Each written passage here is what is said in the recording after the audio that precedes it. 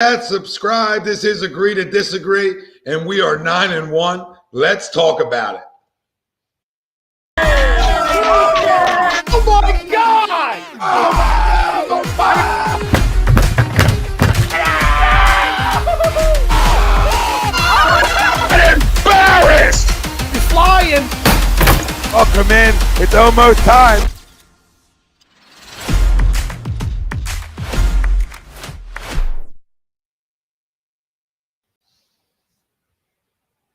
Welcome in, everybody. This is Agree to Disagree, only on A2D Radio every Sunday. We're brought to you by our doc, Make Him Yours, Dr. Paul Vidal, Specialized Physical Therapy, LLC, 2 locations in Burlington and Cherry Hill, New Jersey. He's our doc, Make Him Yours. We'll have him on the show around the 5:30 time slot, talk some injuries, obviously, with the Eagles. And the Sixers keep getting banged up, so that's fun. So we'll talk to him about some of the Sixers injuries going on and sort of timetables and how guys sort of get themselves right to get back into it. As always, Brian Wilson, Nick DelGozzo, no Greg Morakovic tonight, but we're here. The Eagles are 9-1, and we got a lot to talk about. We'll do Crum of the Week. We do it at the end of every show. We'll do that. Oh, Wilson's out. We'll do Crum of the Week at the end of every show like we do every Sunday. Sorry, there is a problem here because somebody Crum of the Week. Like I was saying, Sixers lose Tyrese Maxey. Talk about that a little bit, especially when the doc comes on. Players of the game, Eagles, Colts. And Eagles, Colts post-game is our main conversation at hand and is brought to you by our good friends over at Baggio's Bread, Mount Laurel, New Jersey. Home of the best stuffed breads, period, desserts, sandwiches, everything you can think of. And use promo code ATD. You get 10% off your in-store purchase. So go check out our good friends over at Baggio's Bread and make sure you're using promo code A2D and get 10% off your in-store purchase. Our poll question for tonight: today's game-winning drive proved that Jalen Hurts is a franchise quarterback. Do you agree or disagree? Let us know. Facebook, YouTube, Twitter. That's where we're live everywhere you get your podcasts. We're there as well. Make sure you comment in, join the conversation today. Hit the like, hit the subscribe, hit the download, because we're on every podcast forum there is as well. We're everywhere, baby. So wherever you're watching us at, let us know where you're Wilson's out again. I told you it was an internet gate. Told you it was internet. I agree. And I was agreeing before this drive. I think a lot of people out there were, but this drive is the drive you need. Now listen, you get a PI penalty called, which obviously isn't your fault. You know, you threw the ball up there, you got a guy wide open, and the guy makes a boneheaded play on a PI and doesn't find the football. But at the end of the day, you went back to basics. Right? You did what you did do well.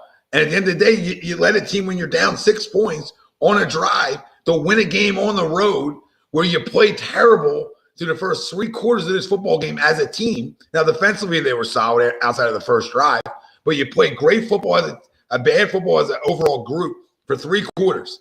And we bitched and moaned in this city. Oh, they only do it in the second quarter. You know, Tom, that's all they do in it. That's all I heard. Second quarter, they don't score after that. Well, guess what? Today, backs against the wall, right? Down, 13-3, and then you were down 16-10. Okay, and you're able to rally back and outscore the Colts 14-3 in the fourth quarter, and a big part of that's your quarterback. Right? We talked about these weeks coming up when you lose a guy like Dallas Goedert. That's a gigantic loss for your football team. And what you're able to do is you're able to put a team on your back in the fourth quarter. You're able to make big plays, big runs. I don't care about in the pocket. I thought he was good enough in the pocket for the majority of this football game. I did. I didn't think that wasn't the reason why we weren't scoring points or coming away with points. At the end of the day, we had too many penalties. We had fumbles, turnovers. All those things lead to bad football. But this week was so important because of the week you were coming off of. You were coming off a loss. You were coming off people questioning if you were good enough, right? And through 3 quarters, we're right there again saying, this wasn't the response we wanted. This wasn't the response we wanted at all. And you're able to turn the lights on in the fourth quarter. I say it all the time. I don't give a shit how you come out with wins. Just get me wins. And you can move on from wins. They're easier to move on from, right? And I thought it was a poorly coached game offensively through the first 3 quarters. I don't think we ran the football enough. I thought our play design was blah, right? A lot of questionable decisions through 3 quarters. But at the end of the day, in the fourth quarter, like I said, you went back to basics. And your quarterback put you on his back. I mean, he did. I know people out there are going to tell me, he's not a franchise guy. He doesn't do this well enough, doesn't do that well enough. Guess what he does do? He wins. He wins. And he's gotten better. He's gotten better at things. Is there still some meat on the bone? Absolutely. I mean, the one third down, A.J. Brown was wide open in the middle of the field, all right, and that turns into a bad play because he goes down, he checks down to the running back. So there's plays and stuff to be had, right? But he does the little things really, really well. And it's not his fault A.J. Brown fumbles the football again, right? A.J. Brown fumbled the football. You talk about last week, he had 2 big fumbles in a football game. That's not on him. They were big plays by him, right? The A.J. Brown's essentially is a first down play. So, you can't call for the football up. But for him to do what he did today in the fourth quarter, it was that last thing as a fan base I thought we were really looking for. Now, there's still more. There's still playoff football, et cetera, right? But in terms of regular season football, we all were saying, check off boxes for me this year, Jalen. Check off different boxes. Well, coming back in the fourth quarter down 6 and to go on a drive like that is another check mark that we were waiting for. Sweepsy, we were waiting for it. We all were. But, hey, can you come back? Can you carry your team? I don't care how you get down the field. Can you get down the field and get 7? And Jalen Hurts and this football team got down the field, got 7. I completely agree with the poll question. I don't talk about money, extensions, any of the rest. But this guy's proven this year that he's a franchise quarterback. And I think if this drive wasn't one of your last check marks, I don't know, then you're just hating. You just don't want him to be good. Or you have an agenda behind it. There's no agendas here for me. It's play winning football. You're 9-1. Okay, you're the class of the NFC, and you got a gutsy win today. A gutsy win. Not always going to be easy, but today was gutsy to me. Gutsy, and I like a little guts, especially when you're coming off a loss. You look like shit through 3 quarters, and you're still able to find a way. Let's go. Let's go, Sweeps. I agree. Wilson may be back, maybe he's not. If not, just the 2 of us. Oh, hold on. Let me take care of you here. Let me take care of you. Thank you. Appreciate it. Good to have you. Yeah, absolutely. That was a good intro by you. To me, I would, I guess if you asked me to answer the question, I would probably disagree not because of that. I just, I've told you guys a million times about how many bad quarterbacks are in this league. So he showed me, probably through some of his play last year, not talking about contracts, not talking about extensions and stuff like that. But, talking about, how he played last year. And I know the playoff game didn't end well. And then obviously these first 8 weeks, how he played, it was carrying his team and his, MVP, front runner. So to me, that sealed it. I didn't, this was just one thing that we talked about that, that you would still would need. All right. And obviously, he got that. So you can check that box. Now, you still want to see, you can always add other variables to that. You know what I mean? It's not nothing against him. It's something he did wrong. You know what I mean? But now you're still, like I said, even though his career is young, you're looking for a 2-minute drive, under 2 minutes, no timeouts, where you strictly have to throw the ball. And I'm not, like I said, I'm not trying to expose the guy. I'm just saying. He shows you how dangerous he is with his legs. You know what I mean? And that's part of a total package. So that's nothing against him. I'm just saying, if teams take that away, it's under 2 minutes, under a minute, and you got no timeouts. Like I said, you still want to see that too. Right? You haven't had to see it this year. You haven't had to really see it in his young career. So you saw a game-winning drive today. At the 4-minute mark. Once the Eagles bowed up there inside the 5-yard line and held them to a field goal, unless you have to be the biggest the biggest pessimist not to think that the Eagles were going to win that game 17-16. Now it's the NFL; things happen. But as soon as they set up for a field goal, Matt Ryan took a sack, bad sack, and little mask tug. Little face mask gate that burned the Eagles last week. So all those people that were screaming last week, it kind of came back full circle this week. Yeah, so anyway, you did a great job. Hold on a sec. We're getting Sweeps. Sweeps is we're having. I don't know why we're having all these audio issues tonight on the show. I mean, Wilson's been in and out. It's been nonstop. We'll try to keep the train moving real quick. with it, but he absolutely carried the team, and they did get bailed out by, he did get a piece of the face mask. Glad it was a no call, because if it was, that's a tough one. That's a tough one. He got a little piece of it, but the bigger problem is you just felt like you couldn't put pressure on Matt Ryan, even though the defense was playing well. Like, I feel like still we weren't getting enough pressure. And then late in this football game, I thought we turned it up a little bit. Right, there was a big time blitz call by Jonathan Gannon that surprised me watching it, because he usually doesn't bring pressure in those situations on their last drive. And the BG sack is where TJ Edwards shot the gap up the middle on a good timely blitz, and it helped BG come away with a big sack for us. And then their drive was nothing. But this was a big comeback win. And I think I can speak for everybody out there through 3 quarters. I think everybody out there was having trouble figuring out and how this team was going to win this football game tonight. Marquise Graham, game-winning drive. Hurts checked it off. He did, and that's one we were waiting for, right, Marquise? And everybody out there, we were waiting for that one. Ted says, according to everybody, we were exposed. And Ted, you know what? When we watched the first drive of the game tonight, this is when we're like, uh-oh. They go down the field, they pound the ball down our throat, and we're like, here we go again. And credit to this defense, they were able to clamp down a little bit more and really sell out for the run. And I thought they did a tremendous job. I mean, I thought both additions, when you talk about Sue and Linville Joseph, they came to play today. And you're wondering how these guys' legs are going to be, right? And they're going to be tired. But I thought having the additions of those guys showed their face today a little bit, and that's good too. Really good moves from Howie Roseman. And then you allow guys like Javon Hargrave and Fletcher Cox to get some breathers. And the more D linemen you can have that can play at an NFL level and make plays, the better. The better. David Cook says, what's up? What's up? What's up, David? Appreciate everybody chiming in. And you gotta look at, right? You gotta be fair about assessments and checking off boxes when you're talking about your quarterback, right? And he might not do or look like certain other quarterbacks at times, and I get that. I understand it. But at the end of the day, it's about winning and losing when you judge that position. Now it's about making plays too. So just because maybe some of the big plays in the air weren't necessarily there today, the big plays with his feet were there in the most timely situations. And I don't care how you get down there, how you score, right? It defines you if you can. Right, you don't look back. We're not going to look back 3 weeks and be like, how did they get down there? It's just, hey, checked off a box. He's shown his ability to do it, and maybe doing it in a different way, and that's okay too. It doesn't always have to be, throwing the football. I think that opens things up, to throw the football. And I thought when we started running the football a little bit better there in the second half, I thought it opened some things up in the passing game. I mean, we know what our MO needs to be.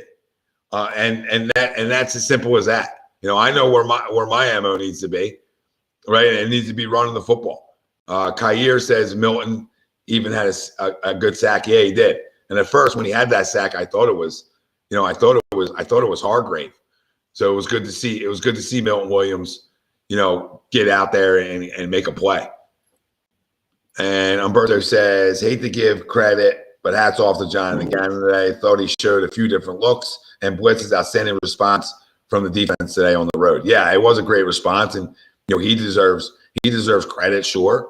And so do the guys. So does the whole football team as a whole. But no, let's keep it in mind. Indianapolis isn't lighting the world on fire offensively. Hence why another reason Frank Reich got fired from there. So they're not lighting the world on fire, but they do have a legitimate running back, and Matt Ryan. He's old now. He's old. So I don't want to crown what they did today, but they did enough, right? They did enough. And they did it without, they did it with one takeaway. They had the one takeaway on Jonathan Taylor, and they end up coughing the football right back up. So, everything that happened today was looking like that loss was coming, right? Everything that took place, right? You get a big fumble and you give the ball right back. So you're like, you just can't get out of your own way today. That's sort of what today was. But in the fourth quarter, Jalen Hurts, he was a big part of 2 gigantic drives for this football team, and why they left Indianapolis with a win and why they're 9-1. I don't know where you let off on the poll. I was just, like I said, if you asked me to, I would disagree with it just because I thought,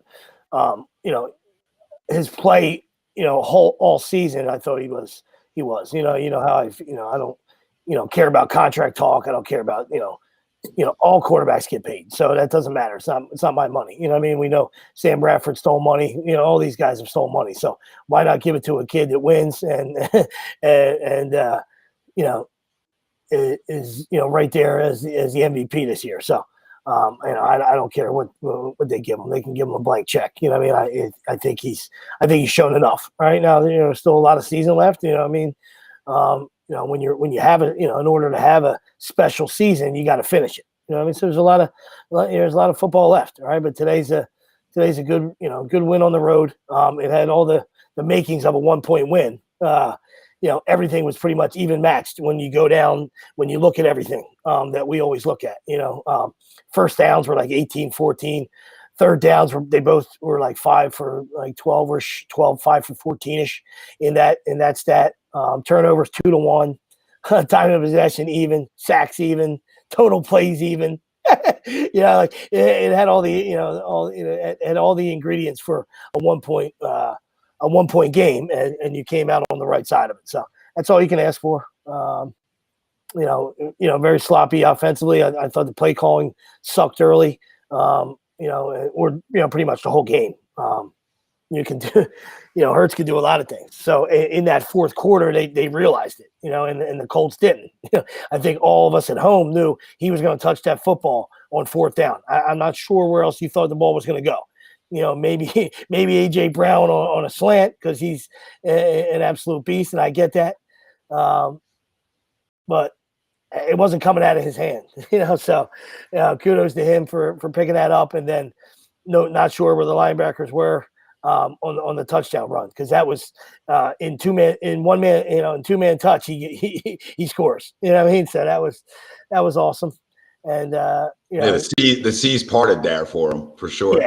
And I even said, "Where's the spy at? Like, we're not going to focus on the quarterback there." So that was a terrible defensive call there. But guess what?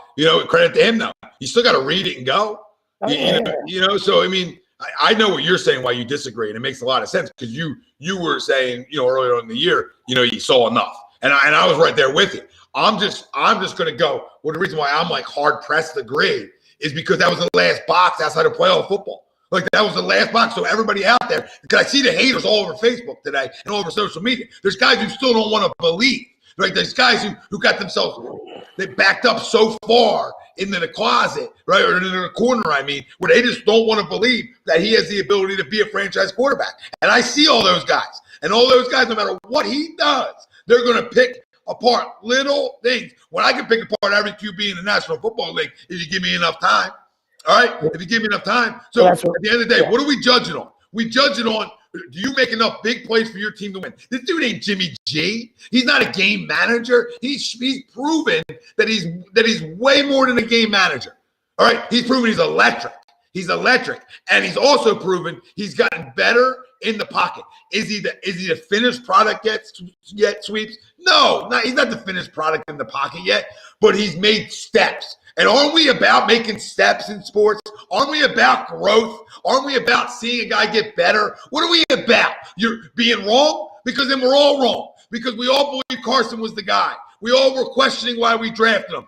Everybody in this fan base had questions on why we drafted him.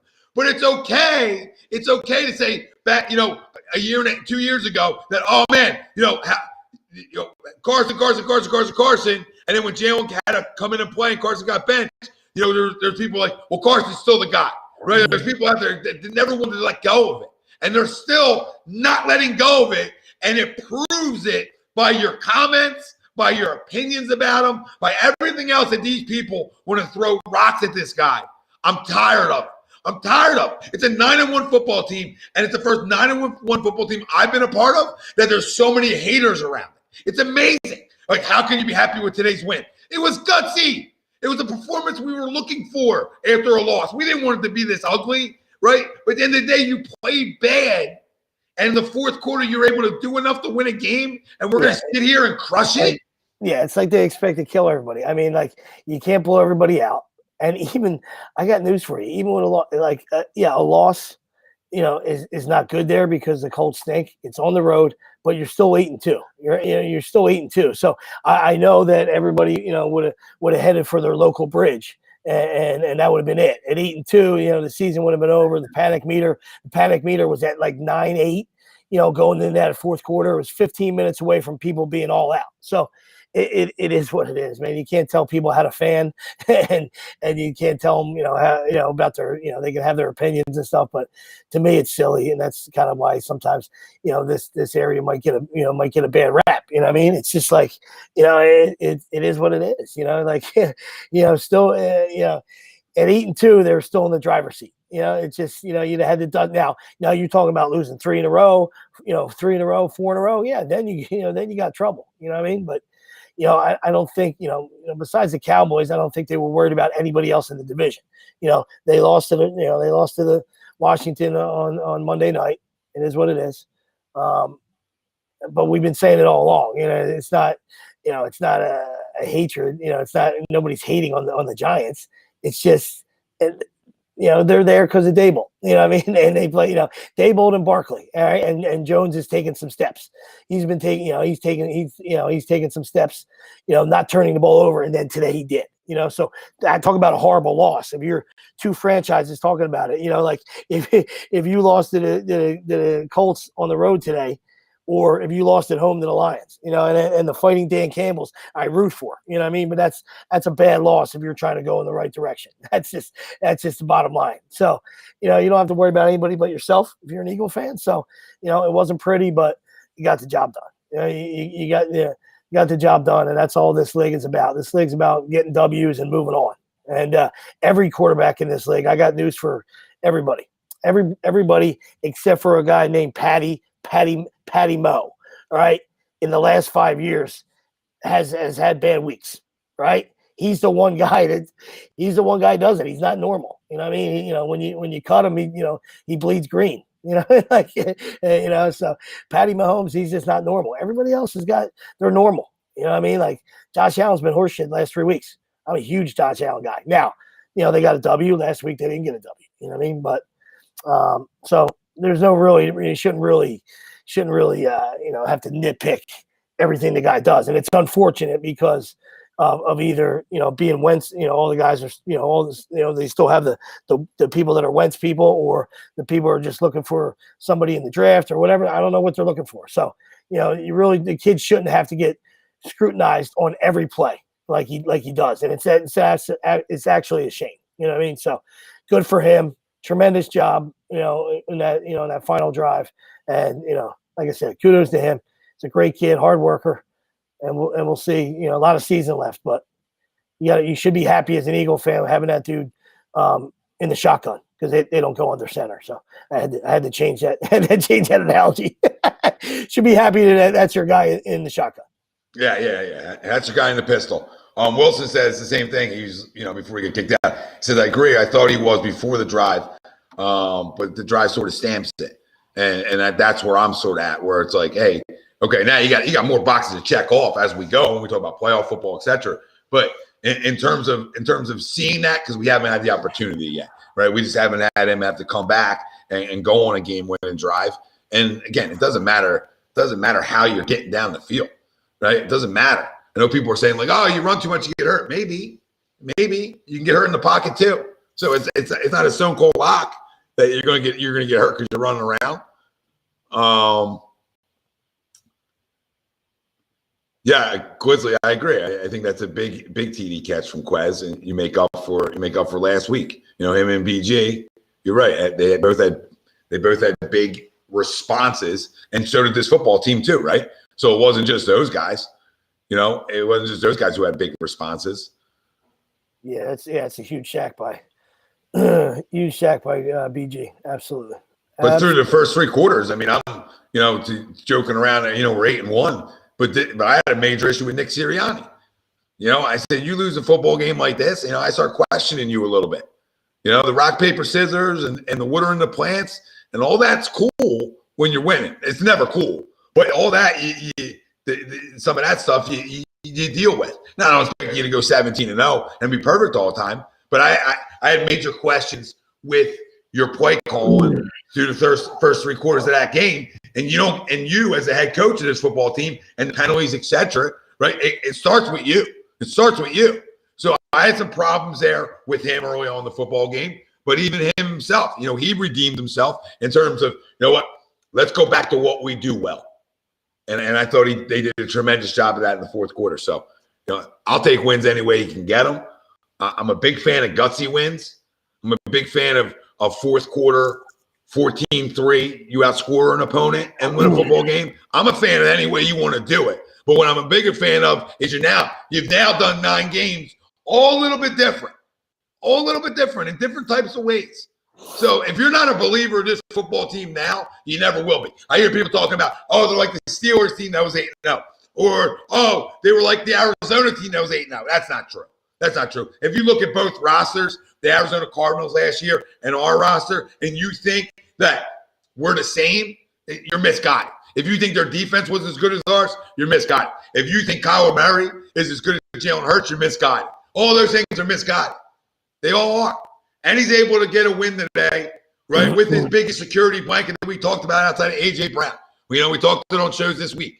That's what's going to be the biggest loss that he has to overcome as a quarterback is losing your tight end. And he did today. He did. He was able to overcome it. And it buys you another week, right? It buys you another week before you get him back. And it also buys you a week with the guys that you have in-house too, right? To get a little bit more chemistry with them and figure some things out with them, and as an offensive game plan too. Wick, we're missing Davis a lot, but not today. I think the additions really, help make up for that. I thought Linval Joseph and the Dominican Sue were great in the run game today. I thought they were sensational for coming off the street, the way they were in the run game. I really do. So, we're always going to miss a massive human being like Jordan Davis, but this just gives us time, to make sure when he does come back, he's ready to go. Mark says, what's up, guys? Ugly-ass win. At least we're not the Giants. Yeah, listen, ugly, pretty, gorgeous, however you want to describe a win, it's still the same thing. Counts for all the same shit. So it's a win. It's a W. It's 9-1. It's on to the Packers next week in prime time on Sunday Night Football. They try to work your way to 10-1. That's what it's on. And it feels a lot better being an ugly win than an ugly loss. They'll always feel better to me. Always. Doesn't matter. I was mad. I think I speak for all of us. Through the first 3 quarters, you guys weren't mad out there? I was mad. I was frustrated.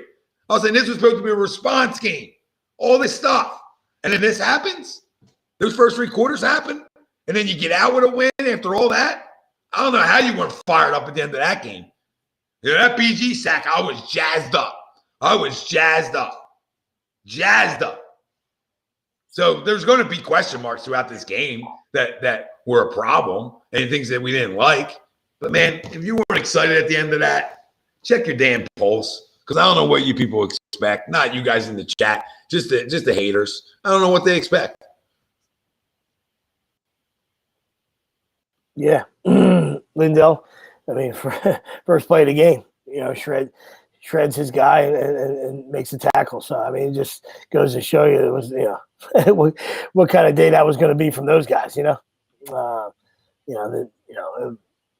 once again, how he did his job. So how he did his job, that's all you can ask for.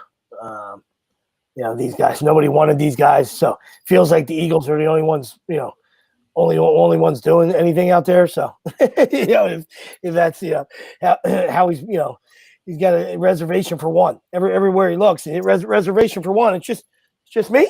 It's just me. Okay. We'll take him. Oh yeah. Guy's 300-pound run. Yep. I'll take him. Okay. Sue, he might punt somebody in the nuts, but I'll take him. Yeah, that'll work.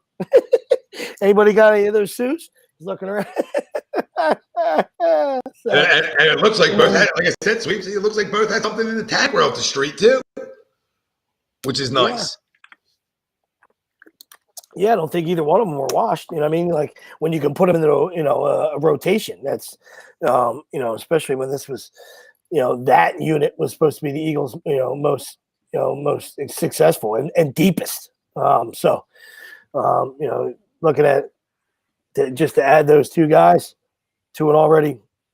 I know Davis is banged up, but add those two guys to a unit that's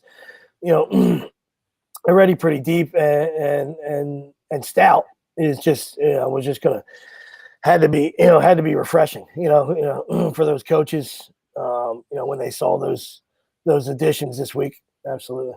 Yeah, definitely did. Christopher says the new pass stuffers we have are going to be problems here in the upcoming weeks. Yeah, I mean we got a lot of guys. We really do. We have a lot of guys. So Grizzly says this week is scary. You can't have any errors against Rodgers, especially with the Watson kid gaining confidence. Yeah, I mean every week's going to have their things, right? Grizzly. For everybody watching over on Facebook, if you want to help support, obviously comment in, hit the like, but you can also send stars if you want to help support A2D Radio. And on the YouTube side, same thing. Hit the like, hit the subscribe, turn your alerts on. And, obviously comments are huge. So we'll take your comments, but if you want to help support, you can super chat over on YouTube. So there's some ways to help contribute. Yeah, and that's a home game, and they're also 3-7. So, and I know what you're saying, Glitzy, Rodgers has, the ability, but I believe he looks a little washed. I mean, he's not that guy anymore. So I don't think you need to worry about him. I mean, knock on wood, I'm not trying to put it on people, and I'm not saying he's not capable of it, but I think Thursday night showed that. Thursday night left a lot to be, lot on the field. Missed a lot of wide open guys, same guys that he was saying, or tomato cans. And, and I'm not saying they aren't, I mean, I know they, he lost Devontae Adams and they didn't really, they never, have given him a guy, in a while. I get it, but he missed a lot of wide open guys and he looks like he's seeing ghosts out there. So I think he's checked out. I mean, he won't tell you that, but he, there was a lot.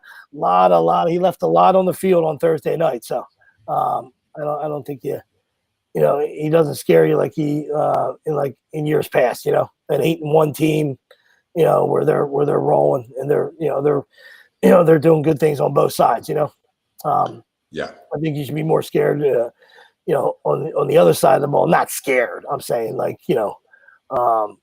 what's his face is turned into a ball hawk. You know what I mean? And you love to have him back. Former Eagle. Love that kid. Rasul. Yes, Rasul. Rasul. Bill says, what does Bill say? Done here in ugly how? The play calling sucked. We held JT and scored 14 in the fourth to win. It's the NFL. People don't look at records. This is the same Colts that beat KC. It was a beautiful win. Yeah, it's wins or wins, Bill. Wins or wins. Especially on the road. I think that's their 7th straight road win, which leads the NFL. I mean, it tells me a lot about my football team. It tells me a lot about them. It really does. And again, I agree with Sleets. I'm not concerned with this week coming up. Besides it just being another game, right? At the ebb and flow. I mean, that's the only thing that concerns me. But I would assume that you're going to get a team that's really focused and attention to detail on another primetime game after you just lost a primetime game at home.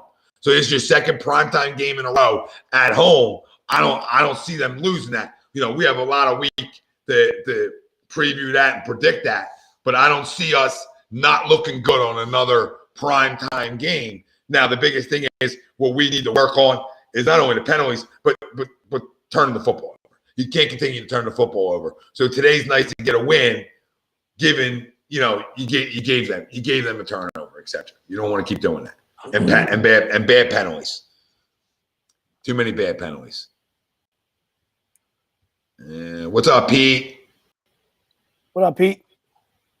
Sorry, I'm trying to read some of the comments. Double dipping. But let's give some winners and losers, or so as we get players of the game instead of winners and losers. We can do winners and losers as well. But players of the game, pretty much the same thing, and that's brought to you by FanUp. And FanUp is the best way to enjoy fantasy sports, daily NFL contests, daily NBA contests, and more. Use promo code A2D, and you get $50 right at sign up. FanUp, you can download them right on the Apple Store, so go check them out. Well, player of the game, obviously numero uno, offensively, I think we all got to go Jalen Hurts. I think you could have a side. You could have a side of Devontae maybe in there. You got somebody else offensively. Seems out of the two maybe most obvious ones. No, I thought Smith was great. 6 catches for 80, but that's a game ball. That's a game ball you give the number one. So sometimes it's the obvious answer is the answer. So I know we're just trying to try not to be missionary and try to spread the love around. You know what I mean? And spread the A2D seed around a little bit. But I think at the end of the day, he's accounted for 200 almost 280 yards, 290 yards of total offense.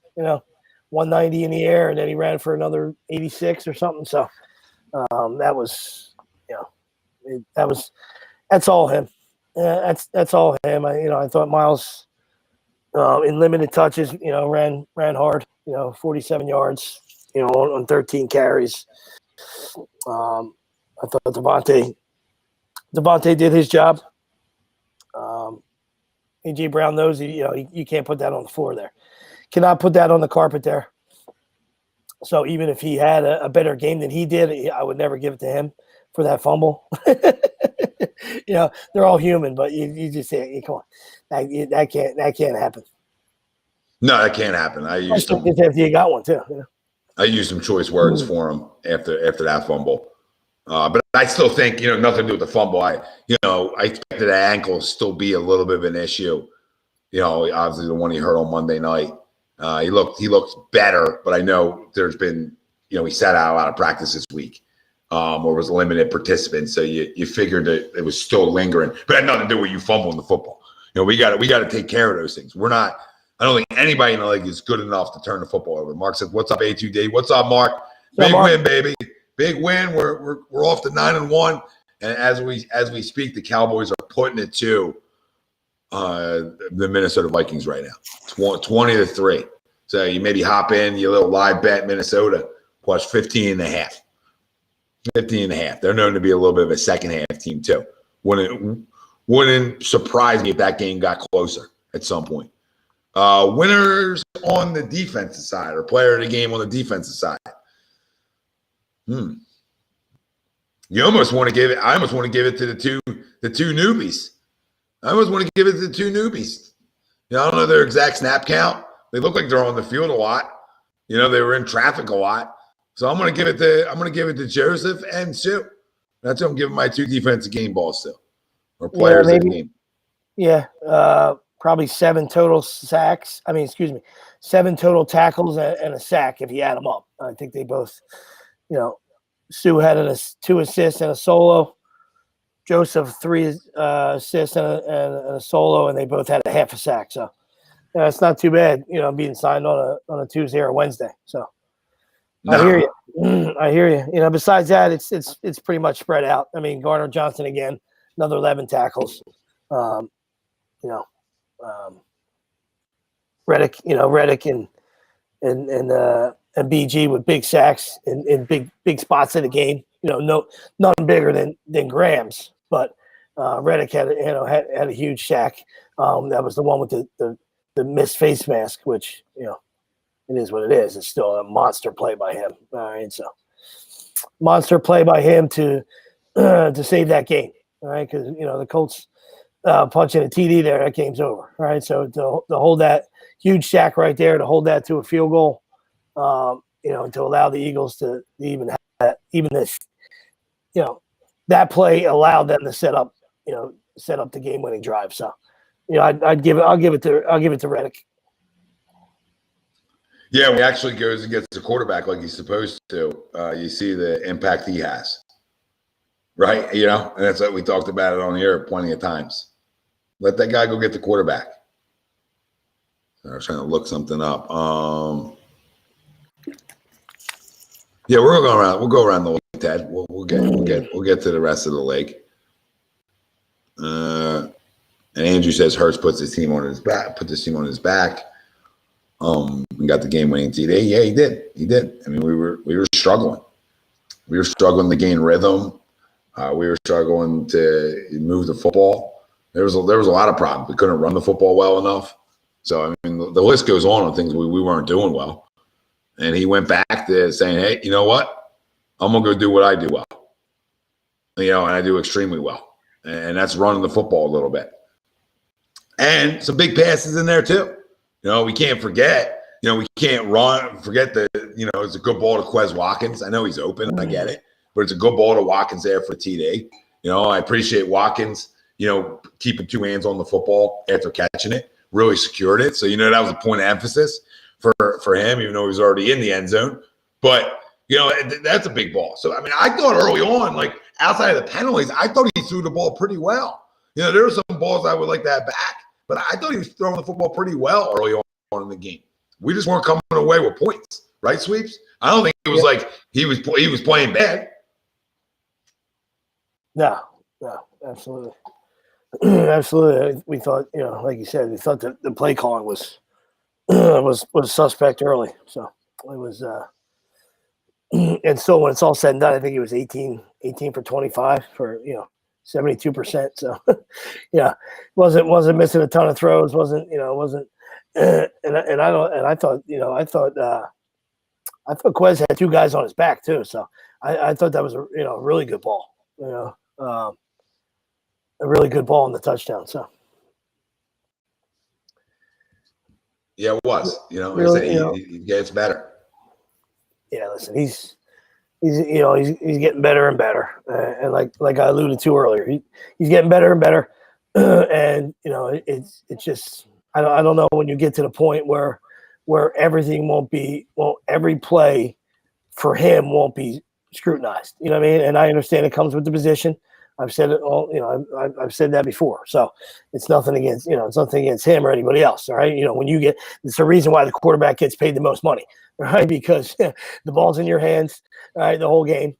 You get a chance to control. You get a chance to, if you get an opportunity at the end of the game, you get a chance to win the football game. You get a chance to extend drives. You get a chance to be the hero a lot. You know what I mean? And then with comes with that big payday, and all that responsibility and all that glory, all right, when you deserve it, it does come, having to wear the horn sometimes, all right, and but that's everything, that's every quarterback, so that's just why I think, it's unfair to this kid, I think, to have every snap be scrutinized. You know what I mean? Like it's a 4-quarter football game, and it's a 17-week league. You know what I mean? So even if there's one league, even if there's 1 week when he absolutely, stinks it up, you know what I mean?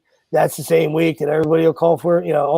That's when all the haters come out, and everybody calls for his head. And it's like, and what happened? The first 12 weeks when he was the MVP. You know what I mean? So you can have bad weeks. You just you don't want it. You don't want it to.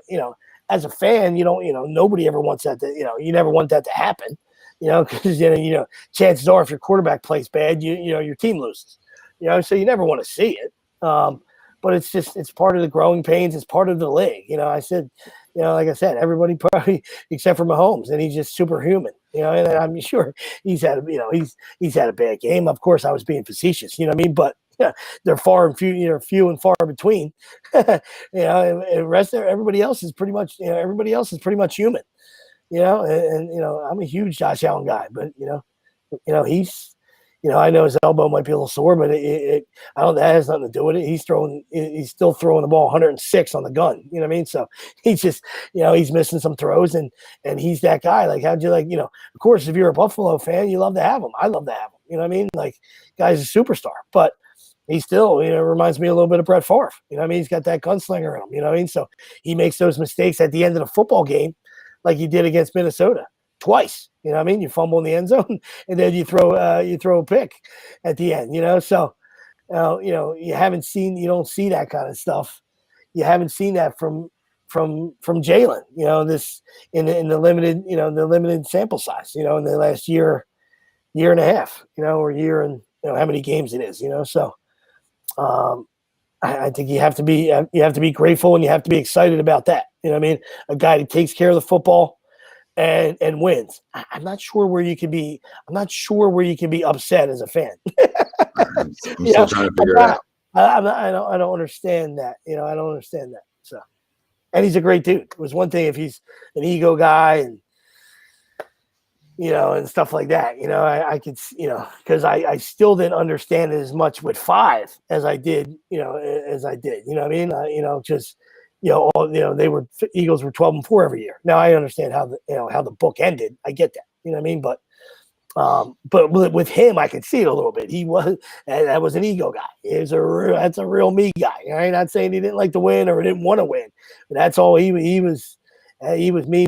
And then when they finally brought a guy in that could match the personality, he was like, get him out. So you're not going to see that with this kid. You're just not going to see it. It doesn't matter how early it is in his career. You're just not going to see it out of him. You know what I mean? He just puts his head down. He goes to work, and he's trying to be the best version of himself, and he's trying to be the best teammate he can be. And he's trying to win football games. Yeah, right? Yeah, unselfishly trying to win football games, and the rest of it doesn't all matter to him. The accolades and all that stuff. It's how do I get to the locker room with a win? And I think we've seen that. So I don't know what, like you said, I don't know what people would be worried about or up in arms about or concerned about when a guy is just winning and he doesn't turn the football over and he makes the smart football plays. Always no, dude. I mean, like I said, like you said, Mahomes sure seems like he does. But if you watch enough football, there's bad throws to go around for everybody. There's bad decision making. There's bad, etc. But how many of them guys are 9-1? Just take today. Yeah, no, you're right. Sorry, buddy. I didn't want to cut you off. No, bro. I just want to get that real quick into your point right there. You're talking about a veteran guy. I'm not talking about talent, right? And we know that Matty Ice is washed. But could you imagine if Jalen Hurts does what Matty Ice did on the 4th down play? All right, everybody would want him cut. Everybody would be lining up outside of his house throwing rocks at him. Right? Matty Ice, 4th and 21, as a 2-yard dump off with a straight face. Throw it up. Maybe you get a PI. Maybe you get a PI. You know what I mean? So it's just it depends on where you're at, where the fan base is, and like I said, that's why I think before I forget, that's why I think it's unfair to the kid. You know what I mean? Because you look around the league and you see stupidity at the quarterback level all over the place. You know what I mean? And this kid, plays with smarts. And he plays with passion and he plays with heart. And I mean, I still don't understand. I don't understand. And he has his moments, right? Like he had the 4th down where it's like, dude, just throw it up. Right? It's a 4th down, blah, blah, blah, blah. Just try to make a play. Don't throw it out of bounds or run out of bounds, right? Try to make a play. Throw it up to somebody. So he has his moments. He took a sack when we were in field goal range, and I think it was the first quarter. I want to say first or second quarter, we're in field goal range. He takes a big sack there. I mean, it would have been a 50-something yard field goal. So, I mean, there's going to be plays and stuff. You're like, man, come on, you can't take a sack there. But he's also 24 years old too, right? And he's young, and he's shown the ability to adapt and grow and get better. And that's what we should judge it on. Is a guy getting better? Does a guy want to get better? And are you winning football games while that guy's getting better? And I said it on Wednesday, right? This is an important game for him because you're missing another key player in your offense, and arguably maybe the most important in Dallas Goedert, especially for any quarterback. A tight end is the most important thing to have. Every quarterback needs a good tight end. So you're able to do that without him and rally the troops. It just shows more to the winning football you play and how elusive you are and how electric you are with the ball in your hands. And he can do it so many different ways, and he's proven that. He can beat you with his legs. He can beat you with his arms. The only thing that is probably left to do for him outside of winning a playoff game, right, is maybe some more audibles at the line, right? I mean, maybe some more audibles, some more checking in and out of stuff, right? That's probably the only more growth that I really need to see. But I'm also, I'm not 100% positive on that rate. You know what I mean? I'm not 100% positive on it. But that's the only thing that I maybe don't see at times, maybe enough of, but that's also trusting in the play call coming in too. I was just gonna say, like, they really haven't. He really hasn't had to do it, to do it too much because, that young guy is being that coordinator is the next hot thing too. You know what I mean? He's the next he's the next hot thing, hot name down the line. So he's getting all the credit for this offense and all that stuff. So like you said, there probably hasn't been too many opportunities where it's like, hey, this guy hasn't put us in a good spot or a good play call. Yeah, I think he has. I think he's done a really good job. And there's still, like I said, there's meat on the bone for him too. I didn't like some of the staleness, some a little bit too much RPO-ish, where granted, that's on Jalen though to keep it or give it to the back, right? And it's on our offensive line, the run block better, but that's also a really good front today that you saw, and they're good. Their defense is what's kept them in every game they're in. Their defense is really good over there. So, they got arguably the best. Aaron Donald really hasn't showed up much this year, but DeForest Buckner is right there in terms of a top 5 defensive tackle in football, if not one of the guys. I mean, that's what he does. So he's a stud. So it's not like their run defense is atrocious. They're good. And I thought they took it to us a little bit today. Did he make that? It's a 60-yarder. He made it from 60? Yep. And he dotted it all set up by CD. What a play down on the sideline. Wow. 60 burger. Gooch. Well, then hold on. To the question here, John, did he fumble? Did AJ fumble last week too? I didn't think he fumbled last week. I thought it was Dallas and Quez. That was it. Yep. See, and I don't know. I would rather see Miles over Gainwell. I don't mind seeing Boston at times. I don't really need to see Kenny, but I don't know. I can't answer those ones. You know what I mean? On why, what. I'm more concerned about that 3rd and 2 play call. That was missionary to me. That was we're in the RPO set. We're going to put it in the belly, and we haven't been running the ball well up the middle, and that play call is questionable. What I do to a defense like that today is I try to get on the edge a little bit more with them. Right, I think I can get more on the edge than I'm going to be able to get up the middle because I think they're extremely good up the middle. So once I started seeing that, hey, I can't pound it up the middle, that's where I would have looked to do, some different things play calling wise, and I think they did. I think, like I said, their offense was stale in the first half a little bit, but we had there was drives that that one drive we were putting a drive together, and I think we had 2 or 3 penalties just on that one drive. So they're hard to, that stuff's hard to overcome, no matter how good offensively you are, because we almost overcame it. That's the funny part. We almost were overcoming those penalties in the first quarter on that one drive, and then it just was too many. And next thing you know, we're out of field goal range and the drive stalls. But man, it's just impressive to win games like that sometimes. It's not easy on the soul or the heart, because you're getting beat up by it. It hurts you. You're 2-3 quarters, and you're like, man, I talked about Wednesday. How do you respond? It's okay to lose a game. How you respond, and you're watching this, and you're like, man, that's how they respond. That's how they're going to respond today.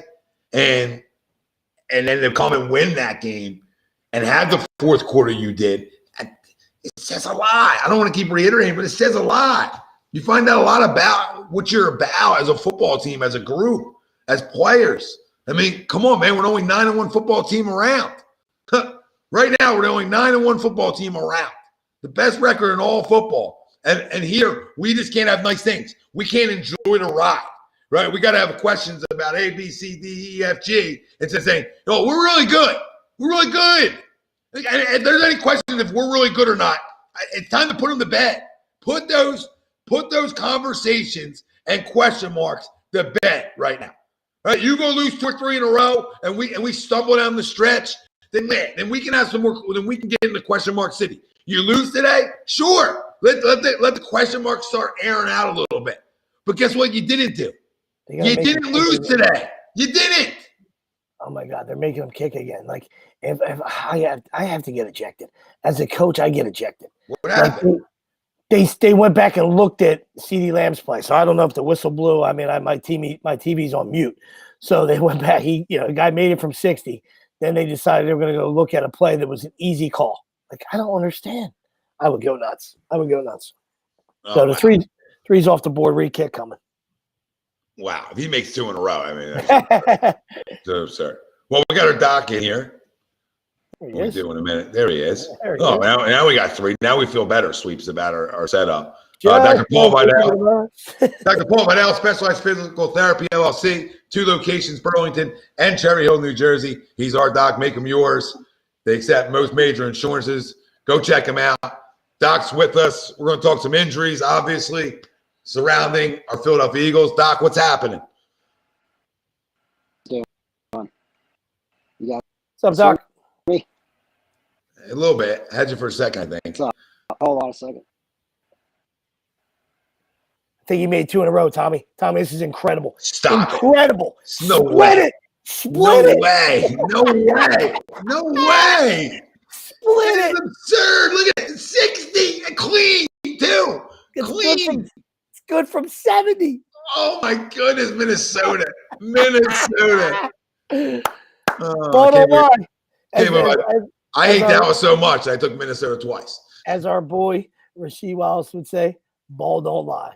And the Bengals are in trouble. I knew I liked the 3.5. I took the 3.5. I just felt weird. It's another weird line. Yeah, it's all why are they getting 3.5?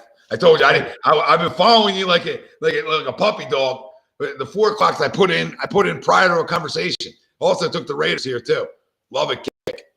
Love it. Broncos stink. Even though the Raiders stink too. But Broncos might, even though they're better record-wise, they might be worse.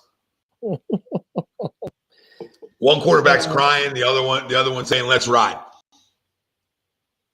Unbelievable. This is not even halftime yet. Okay. I felt this had the feel of a fourth quarter to it. So I'm back in. I'm good, Tom. I'm back in on the Bengals. I'm back in on the Bengals. It's not even halftime. everything running quick. Ted says Goddard is key to our goal line offense, blocking. He's right behind Kelsey. Yeah, he's a great 2-way tight end. And that's why, we were talking about earlier in the week, that's why that's such a gigantic loss for you as a football team, because you can't replace it with one guy. So now you're going to try to replace it with 2 guys. And to me, you get a little bit more predictable that way too. So I think it hurts. But guess what? It's not season ending. Right? We will get him back. So, that's the positive side of it. The same thing with Avante. Same thing with Jordan Davis. Thank goodness that none of these injuries were season enders, right? That all 3 of those guys will be back at some point. And if you're winning without them, it's even bigger. It's even bigger for a couple of reasons. One, because when you get them back, you're better. But 2, you can allow guys to breathe a little bit more when you're winning, right? When you're winning, you don't have to rush it back. When you're losing, you got to start rushing your key pieces back. And those guys are 2 key pieces. So, like I said, to get a win, you don't extend their length necessarily, but you go win next Sunday again, and you're 10-1. You don't have to rush Dallas Goedert back. Let's make sure Dallas Goedert's shoulder is 100%. Let's make sure Avonte Maddox's hammy is 100%, so that we don't rush Avonte Maddox back, and then next thing you know, we're going to miss him for the playoffs because he re-injures the hammy. It's nice to give an extra week to the hammy, right? It just is. It's a nice thing to have, and you're in a position right now to be able to do that a little bit. Yeah, you're fighting for the number 1 seed, of course. But, every week that you can get another dub is another week I feel like, now granted, they're on IR, so they have to wait the minimum 4 weeks. But you know what I mean? Maybe give them 5. Yeah, you always like to play, you always like to play home games. Don't get me wrong. You know what I mean? So, it's not like you're going to mail things in, right? But the number 1 issue should always be healthier players. All right. Can we finish the season, healthy, going into the playoffs healthy, you always like to have a bye. You always 1 seed, and all roads go through Philly. Of course, that all feels great and all. So if you can accomplish both and keep your team upright and still find a way to win football games and grab that 1 seed, then of course that you'll sign yourself up for that. But if it means that you got to keep guys, you got to keep guys out of the lineup, or you got to rest guys, so when the lights actually go on, that you're ready, you're a complete football team and you're ready to go. I mean, that's really should always be the goal. We saw it in baseball, and it's two different sports. I'm just saying. Sometimes that layoff isn't great. And I know in football, it is because you get the body right, you get to rest. It's a long 17 weeks, so of course that's what you play for. You play for the bye, but sometimes it's you lose momentum sometimes. Yeah, and we got Dak back, and we were talking about there's 3 key injuries to the Eagles, and then we'll circle because not only do we have 3 key injuries to the Eagles, thank goodness they're not season enders, but we have three injuries to our Sixers as well, right? So we do have some things to touch on. Now, I've been looking we'll start with Avonte Maddox because that's the easier one, because I haven't found the exact injury that Dallas got at shoulder. I just know it's a shoulder injury. They don't release that information for some reason, like they're the CIA, right? But we know about the hammy, right, Doc? And we know the hammy's a tricky one. And I was just saying before you came back in that's an injury where if I can give that an extra week, I think that's a win, right? Yeah, absolutely. I mean, no doubt. Give it some time to heal up. Give him more time to get some loading, so it gets ready to get back to game situations. Yeah. Yeah. Now he's IR. He was put on IR, I think, 2 weeks ago. I want to say, was it 3? It might have been 3 weeks ago too. This whole thing's been weird because of the Phillies run, but I think he's about a week or 2 from coming back from that. And I feel like if you win against Green Bay, I absolutely give him an extra week, especially because of the position he plays too. I'll give him as many as you can. If that's a 4-week timetable, I got no problem giving him 6. I got no problem because that's taking me I still have plenty of football left to play too. So I mean, I have 7 games after today left. So if he missed another 2, which would put him around that 5 mark, I think it's a smart way to go about it. And then the other one, before we talk about Dallas, we'll save Dallas for last, is Jordan Davis. I think he's expected to come off IR the week of the Titans, but that was a high ankle sprain, big guy too, Doc. How do you think? How hard is it to come back from a high ankle sprain? And do you think he maybe has another week out longer than the IR stint just because of how big he is? Yeah, I mean the size definitely is probably a factor on the stress on that lower leg. That high ankle sprain. That's a higher up injury than just the ankle itself. So hence high ankle sprain. And it all depends. I think we talked about this like a couple of years ago. I think it just depends on what actually happened in the high ankle sprain. There's a ligament in between the 2 bones that can tear. There's some tendons there too. So it all depends on what specific tissues were torn and to the degree. But for him and the position he plays, I forget how long he's been out now, or has it been 4 weeks now or something? 2 now. I think it's 2. Okay. Yeah. So I mean, I would say that's probably a 4 to 6. I mean, I forget what the timetable they gave him, but that's another thing. I mean, here we are at 9-1, right? I mean, if he can get another week or so out of it, and they're good, then great, because then that sets them up for the longer term.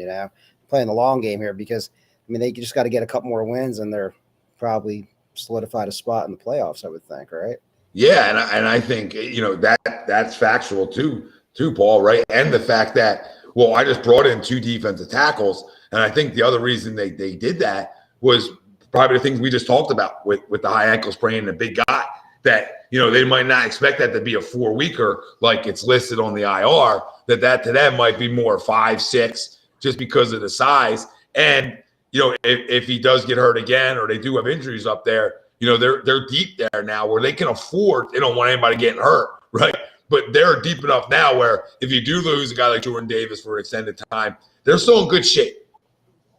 Yeah, I mean, like the same thing with Avonte Maddox, like you said. I mean, if you looked at last week, you're like, man, the defense was horrible, and then this week they saved us. So it's like almost like kind of temper some of those concerns, because if the defense can do that and hold the other offense to whatever points, then it gives you more time for Avonte, hopefully. Again, playing the long game for the playoff run. Yeah, definitely. And then we get into Dallas Goedert, which was a short, but they didn't tell us exactly what the details are on the exact injury. Yeah, I mean, he got pulled down, right, obviously, by the face mask. That's the one thing. But, like, he landed on his shoulder. I believe it was the left shoulder, right? So, left shoulder. So, that's a kind of a compression type of injury. The what they call the humeral head kind of gets compressed into the joint. So a couple things can happen there. Heck, you could dislocate it. Oh, that's a funny way to do that. But the labrum's there that could get torn. I'm just speculating, of course. Potentially the rotator cuff. I'm sure he had an MRI. I mean, it's just like Maxey. I looked all day to see what the exact fracture was. I couldn't find it. I mean, I saw the video of it, and I have I have a sense of what it could be, but we don't know. What was your sense on it for Maxey? Yeah. I mean, so watching him drive to the hoop, and then it was his left foot, I believe, turned. He hit that other guy's foot, and his foot turned in. So if it's a fracture of a bone and on the outside or lateral aspect, it's probably it could be the base of the fifth metatarsal, which is the long bone of the fifth toe in a sense. But there's a base of it like that's closer to the ankle that a lot of times people can kind of chip a little bit with like a quick turn on the ankle. So that's possible. The reason that's important though is because there's a muscle that attaches right to that point. And also the blood supply there is not the greatest. So I think I read somewhere it said it was minor. So hopefully that's a good thing. But again, there's no exact information on the exact bone that was there. But the fifth metatarsal is a possible one. All right, yeah, because they're listing him at 3 to 4 weeks timetable for Tyrese. And I know I don't know the James Harden exact injury. Was his a foot too? Yeah, foot strain. So I looked at that up and down. I couldn't find anything. You're right. This is like, some government secrets here. But I mean, he's already out of the boot, right? And he's already doing what's that? Footgate. Yeah, footgate. Yeah, exactly. But he's out of the boot now. He's starting to do things. So that's a good sign so he's close to that month time. He's ramping up. But I mean, gosh, foot sprain there's so many tendons in the foot. Who's to say? But I mean, the fact that he's up and moving around and out of the boot, that's a good sign. And then the third one, and I mean, might be the softest one out of the three, is Tobias Harris. Going to need him back ASAP. That was a hip soreness. Tobias Harris was missing time over. So I'm hoping hip soreness. I know he was questionable for last night's game. So I would assume just by reading him being questionable on Saturday that there's no way he doesn't play on Tuesday versus the Brooklyn Nets when they come to the Wells Fargo. Yeah. I mean, did he actually have an injury, or is that just something he started complaining of? I don't recall that at all. Yeah, it just came out of nowhere. It was like as all this was going on, Tobias was out with like I said, it was a sore hip. Yeah, so I mean, gosh, that tells us a lot, right? Because it could be muscle, it could be joint. There's a number of obviously muscles around the joint, front, side, and back, and then the hip joint itself. These guys are jumping and pivoting a bunch, so the joint itself could be a potential site of involvement. But again, we don't know that. Well, listen, on all 6 injuries, the positive side is that none of them are season enders or right at the end of the year where you really don't want guys getting banged up. So all these guys will be back at some point because it has been a little bit of especially for the Sixers. I mean, it's gotten worse than that. And then you see Joel last night.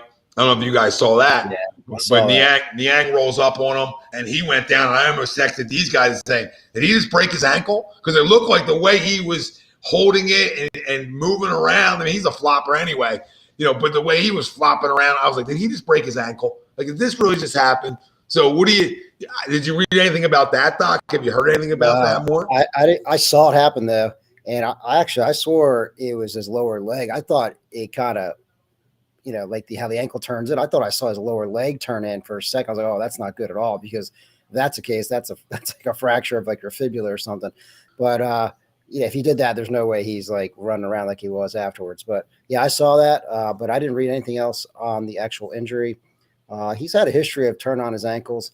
And I mean, that was just kind of Yang went down and, almost like Joel couldn't stop himself, right? So he kind of, that's just a freak thing. But yeah, I mean, it's, like you say, it's good that it's early in the season. I mean, it's real early in the NBA season. So let alone their record, I mean, they have time to obviously get this together and turn it around. And they have started to. I thought last night, especially on a back-to-back, you're getting your butts kicked against Minnesota, and you're able to weather the storm per se and fight back late in that game. Just showed me some of their toughness that I think that we're hoping for this year. And I think once Tobias comes back and Tobias is able to play second fiddle to Joel, I think we're going to be okay for a 2 or 3 week period, right? Like we'll be able to manage, because I think if Tobias has the ball in his hands more, he has the ability to score too. I mean, it'd be nice to have Maxey and Harden back too, but at least saying, okay, I got Joe and Tobias, I still got 2 guys who can score. And I think Tobias' game will probably show a little differently without those guys. At least I hope it does. Part of this is wishful thinking, because we're really going to need Tobias for the next month to make his money. I don't care what he makes. I don't get involved in that. I think he's a really good basketball player. But when these guys are out is when I need you then to say, okay, it's on me now to be that other guy. And hopefully he can do it, because we just got to tread water, right? I mean, we know it. We don't have to play 700 winning percent basketball over the next month. But it'd be nice to be 55%, 58%, and just to be able to tread that water and play winning basketball at least while you're missing these other guys. But the way Joel's playing, if he has anybody around him that can pick up the slack with him, they're going to be in good shape. And I think the one positive, I want your guys' opinions on this Sixers-wise. I know we come off a big Eagles win, but the one positive I seen over the last 2 nights of losing Tyrese Maxey was Shake Milton can play. Yeah. Shake can play a little bit. That's what I was going to say, man. Like, these guys are – so now – and this happened last year too, it's like guys go down and it's early, but now they're getting valuable experience and minutes, and they're getting that experience to be in these tough games. And you're right. I mean, they kept it close yesterday. They could have got completely blown out. In fact, I mean, when I turned the game on, they were down like 14 or 13 points. And then, it was – did they have – I forget – I don't know if they had the lead or not, but it was down to 1 point, I think, at one point. But, this is good stuff. So hopefully that'll serve them well in playoffs, because you need a deep bench in the playoffs, man. That's a key thing. Yeah, they never quit. And, they attempted to finish. They never had the lead the whole game. So it's the second half of a back-to-back, and you're missing 4 guys. Or so talking about gutsy. That was a gutsy performance. Gutsy win by the Eagles today, but a real gutsy performance by the Sixers last night in a loss. Yeah. And Joel, it wasn't great, right? Joel, I think if somebody was like, oh, he got 5 turnovers, he's disinterested. And I was like, well, 2 of those turnovers were Tony Pollard. Tony Pollard's so good. So good. Dallas is pretty good, guys. I mean, Dallas is legit. How about the Commanders, man? I mean, they're not Dallas, but they're looking like they're getting better, Oh, and speaking of them, guys. Yeah, Heineke can, yeah, absolutely. Yep, officially named Wentz the backup, Ron Rivera. So Tyler Heineke is the starter for the remainder of the season for the Washington Commanders. So that's what happens when you go out and you play winning football. He's a tough kid. I don't think he's a franchise quarterback by any stretch, but he's tough. I do like him, even though I don't like Washington, right? But he is a tough kid. And I think all the things we've heard about Carson over the years are true. Guys, yeah, they're true. They are true. And it matters. It matters if the guys around you like you too. When you're in that position, it's not the end all be all. Like if you're great, like Aaron Rodgers was for years and years and years, your own family can hate you, and you're still gonna have success, right? But when you're just like very good, like look at Jalen. I think Jalen's like very, very, very good. I don't know. He's still got things to grow on to become what you would say is elite, even though I think he's played elite, right? Does that make sense? It's weird, right? Like he's like on the cusp of being like elite. But the thing that I think makes him and takes him to that elite level is all the other things that his teammates love about, like the leadership, right? The unselfishness. I think all those things I mean, when you tie into playing winning football, all those things lead into elite. So it does matter, I think, if guys like you a little bit. Yeah, I think, honestly, you listen to Jalen, like, he's one of the younger guys, but, like, guys are going to follow him. So, like, you could be this awesome player, but if you don't have followers or people who are willing to follow with you, you're not leading, So, like, they're following this guy and they're bought in. So that's why I think that's part of the success, because they're all kind of on the same page and doing what it takes. But if they're not following him, they're not having the same success, I don't think. Oh, I believe that too. I mean, he's got like Nick Saban speak and coach speak and everything he says too, right? And yeah. I think those guys were coached well. I know his dad was a coach, so he's been coached up his whole life, and you can see it. You can see it. Not that like press conferences matter or any of those things matter, but guys hear what other guys say. When you break your team down after wins, when Jason Kelce says, you're now the guy who's going to break us down after wins, not me, right? That matters. That matters when a Hall of Fame center and a folk hero in this city is telling you, you're the guy, dude. You're the guy who's going to do it. It shows you the respect that even veterans who've been playing in the league forever have for him. And I think that shit matters. I think it matters more than anybody will ever give it credit for. And it's showing. It's showing up now in a big time way. In a big time way. I mean, look at people talk about Arizona. Kyler Murray's aloof, right? I mean, Kyler Murray, I don't know if he's ever played like winning football, right? I don't know if guys like love him around them. I don't know. I don't know. So when you look at like some of the other teams that started out hot and they didn't finish hot, I don't know if they had the same ingredients we have. There's something about this football team that's special, and there's something about it that has this toughness to it that you can't really put your fingerprints on. Because it's just they all play winning football. I mean, Doc, we've had a million conversations about it. If you look at where they've drafted from over the last few years of what kind of players they're trying to get, they're trying to bring in guys who have won, right? And then you add veterans around it, and you have veteran pieces around it. But it looks like they went back to like, you know what? And it's easy to say, oh, you can draft all Alabama guys or Georgia guys. Doesn't mean those guys are good football players all the time at the next level. But They drafted guys that are good football players, and they were team captains, too. So, like, Landon Dickerson was a team captain at Alabama. Devontae Smith was probably a team captain. Jalen Hurts was a team captain at Oklahoma and Bama, right? And then the list goes on. Jordan Davis, the Kobe Dean.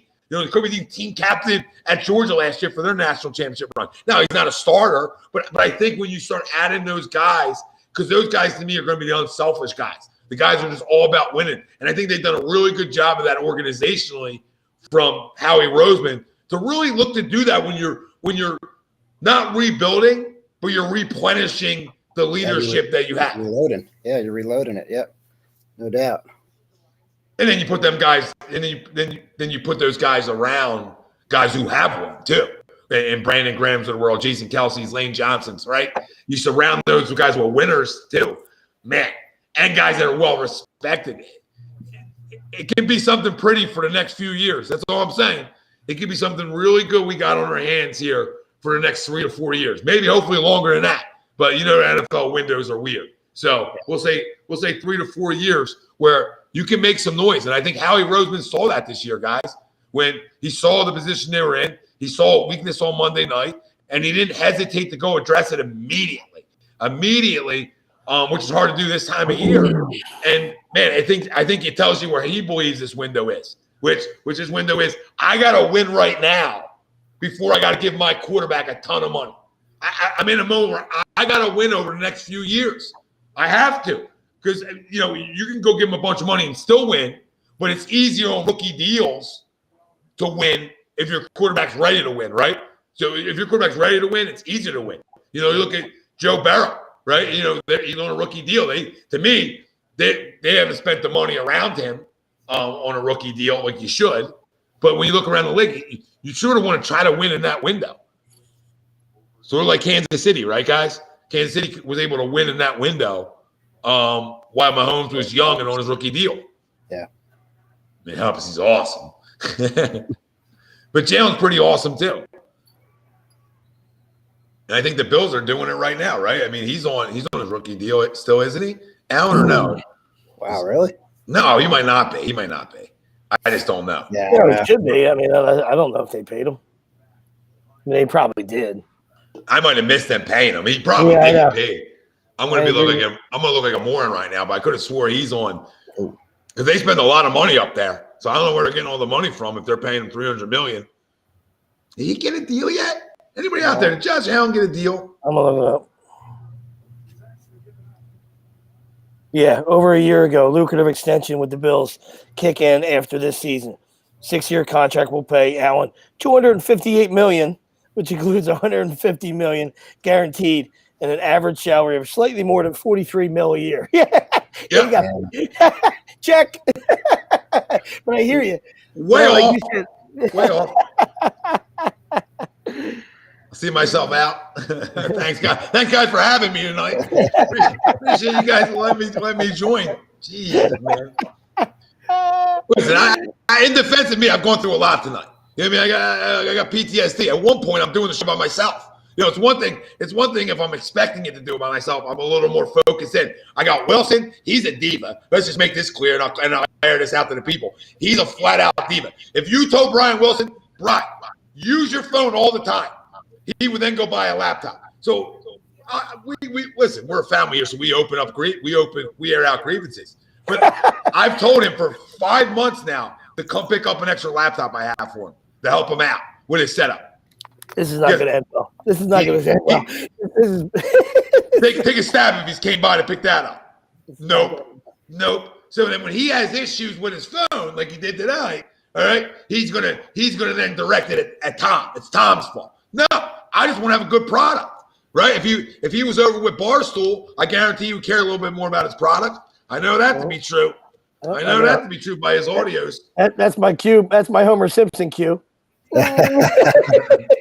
You know, I don't know who were you talking about, but in defense of that guy, I tried on my phone today. It kicked me off. Well, I've been trying to tell him the phone's iffy. The phone can be very iffy for some reason. I don't know why, because it's 2022. It's 2022. I mean, the phone should never be a problem. But then I come in, right? Like I come in, and the next thing you know, sweep starts going, and he's staticky, and he's never staticky. I'm like, what is happening? So then I got a mid-rant of sweeps. I got a mid-rant sweeps out, and then next thing you know, I'm sitting here, you know, the light's on me. I'm sweating. I'm all by myself. People's comments sucked, you know, so it wasn't okay. No, I'm just kidding. You guys' comments are always great. Even yours, Don. Even yours are great. But it was tough sledding, so I apologize on the Josh Allen lie that I told everybody. But let's look at some other teams. I mean, obviously, you know, Kansas City was able to do it on a rookie deal. The Ravens have been trying to do it on a rookie deal. Haven't been able to get over their hump. So maybe, I mean, there's not a ton of teams. It's hard to do it on a rookie deal too. But I'll tell you, that kid from USC, the day he comes out, he's a problem. And Caleb Williams is pretty good. Caleb Williams, just thinking about, you know, dual threat guys. I mean, he might be the next big guy because he's another winner. Yeah, they just don't stop like I said, they just don't stop the transfer thing should have been a year, just like it always used to be. I don't know why they changed it. You know what I mean? Oh yeah, you can portal wherever you want now. Yeah. Your coach leaves and you know, take a word from you, you get a PTSD. Your coach leaves. No, that's fine. Then you sit out a year. You know, you can just following guys all over the country. But yeah, he's very good. Which is amazing. You can do that, you know. Don, do you pay Trevor Lawrence, Zach Wilson, or Justin Fields? Well, I mean, of the three, probably Fields, because he showed you the most. You know what I mean? And we're talking about 5 weeks. I mean, up until 5 weeks ago, you know, Fields was an absolute tomato can as well. But you know, they've opened up the playbook and they've given him the keys to the castle, and he's had a nice 5 weeks. Zach Wilson, Lawrence, I haven't followed Zach Wilson does nothing for me. You know what I mean? Like I root for the Jets because I like their head coach. I like Saleh. But Zach Wilson does zero for me. So, I mean, if you guys can pay him if you want, and Sunshine, there's got to be a point where Sunshine figures it out too. I mean, you got Dougie P's there, so you're gonna have to at least give him 2 years with Dougie P. So I'm surely not paying him yet either. So of the three, Don, it would be Fields if you had asked me right now. Yeah. I guess that's the one you have to do. I mean, really none of them because you don't have to yet. But that would probably be the one right now that looked like he could potentially earn it. Wow. I mean, Dallas is just hammering them right now. Oh, did he keep that? Yeah, they could get to 50 here if they count this. Zach Wilson took some shots today too. I don't know if you saw that, man. He got hammered a couple times. Yeah, he's still not there yet. He is not. He's not nowhere near that. I mean, he's almost holding them back. They're almost ready to win. That's how good their defense is, and he's absolutely holding them back. Josh says, "Great show. Go Birds on the 10-1. Take care of your family." Thanks, Josh. Appreciate you. Don, next question.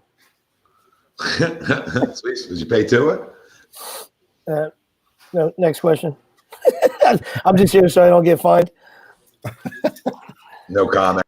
That's so funny, man. I mean, he's played well enough to earn it. I'll answer it for you. I mean, he's definitely played well enough. Sure. Absolutely. Absolutely. Let's see if we caught this. I know. What are they saying here? Oh, that's a Des Bryant play. Oh, that's a catch, man. Yeah, does he have to maintain that one? I didn't see if he took more steps after. Yeah, he took like 4 or 5 steps.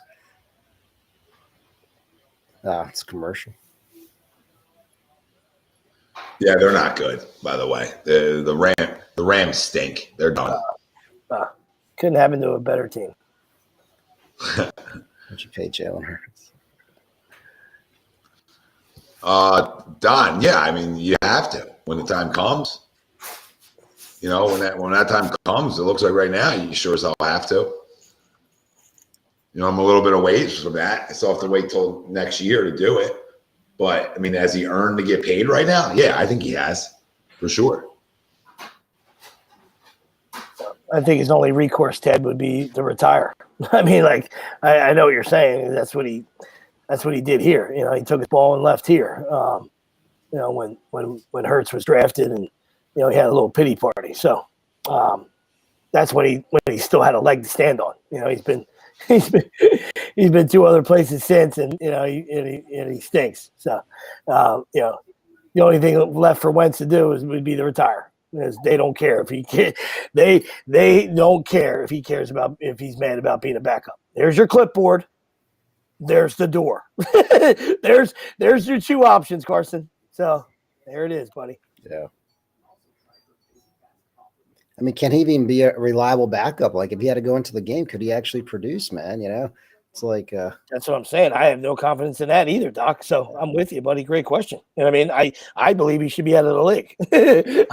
I would want, if I'm running the team, I want nothing to do with him. So that's me. But that's exactly what you're saying. You know what I mean? Like, as a backup, if a guy gets banged up, can you rely on that guy to not win for multiple weeks, but can that guy, for a long period of time, excuse me, but can that guy win for a short window? You know what I mean? Sort of like Heineke has showed you. You know what I mean? That's what, to Tom's point earlier, I don't know if Heineke's a franchise guy, but kid's tough.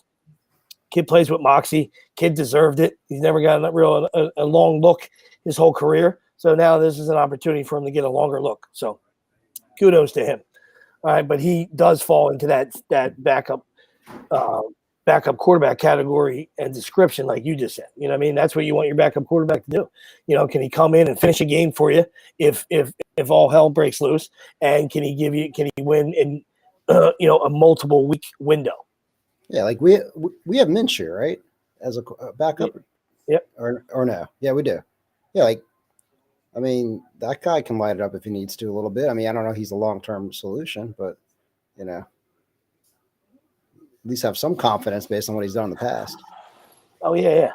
Former starter in this league, whether it's Jacksonville or not. So yeah, absolutely. Yeah, I mean, you can make a lot of money holding a clipboard in this league. Yeah. So can you handle it? Yeah, Chase Bryant will let you know. Can you handle it? That's the question. I don't know. Elliott again. Gosh. Yeah, no, I agree with you, Ted. I mean, nobody's arguing with you. I mean, it's just everybody feels like they can fix somebody. So I don't know what they were thinking either. You know what I mean? It went back to my point. Like, they just weren't ready to give the keys to the castle to the Heineke keg can. You know what I mean? So maybe he's not a franchise guy. Maybe he's not the guy. But I know Wentz isn't the guy. I know that for sure. I know that with 100% certainty. Yeah, he's done. That's too fun. Yeah, maybe Dable can fix him. I don't think anybody can at this point. This is a shellacking, man. These guys are getting killed. Yeah, not a good look for them. I'll tell you that much. At home. Not a good look from them. Coming off a big time win. And obviously they came out flat as can be. So is Cousins the quarterback right now?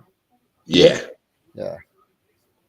That's a guy. That guy is an enigma, man. Like it's amazing.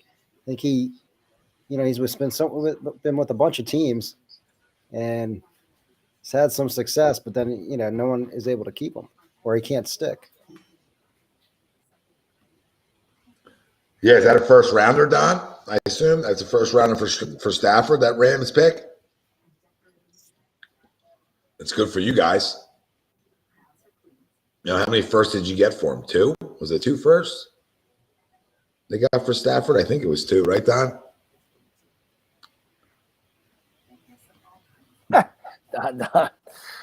Don, bring in the wood. Let them know. Up top 5. Well, right now it's top 5, right? I mean, that's big. That's big for you guys, for sure. We were battling for that today, Don, because the Eagles have the Saints. So would have liked to see. Would like to see it. Would like to see it take an L on that side. But both teams in good spots. I mean, Detroit's playing good football. What, winners are 3 in a row now, I believe. Little winning streak. Yeah. And they get obviously a tough Buffalo team on Thursday. So on a short week where we know how those go. Anything can happen.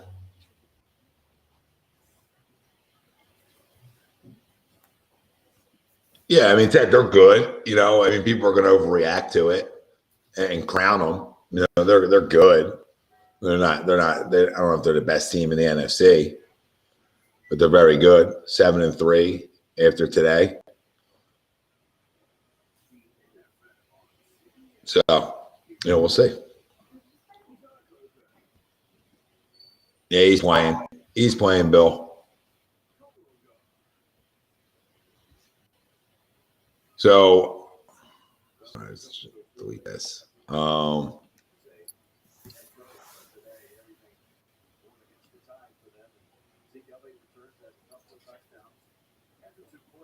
Yeah, Don, I think you guys will hang in there. I don't think you can get blown out. You guys are always tough, ready to play. So we'll see. I said short week gives you guys a little bit of a, not an upper hand, but it gives a little bit even playing field to feel like when it's short weeks. Yeah, and especially they're going to try to go home for 2 days. They said. Are they? They're going back home for 2 days? That's what was reported today. I mean, I don't know if there's any truth to that. It seems a little risky to me. I don't know if you're coming back on Wednesday, or I don't know what they're trying to do.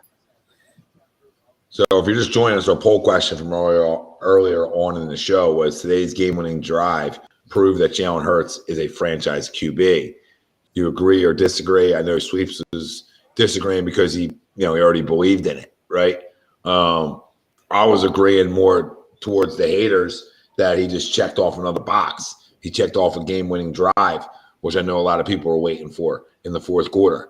So, to me, that's why I agree, because like now it's like what's left for him to prove to you that he's a franchise guy outside of, hey, I got to be able to win playoff games too, right? Regular season's great and that's all fun, but when those lights turn on, am I able to win? Am I able to win postseason games?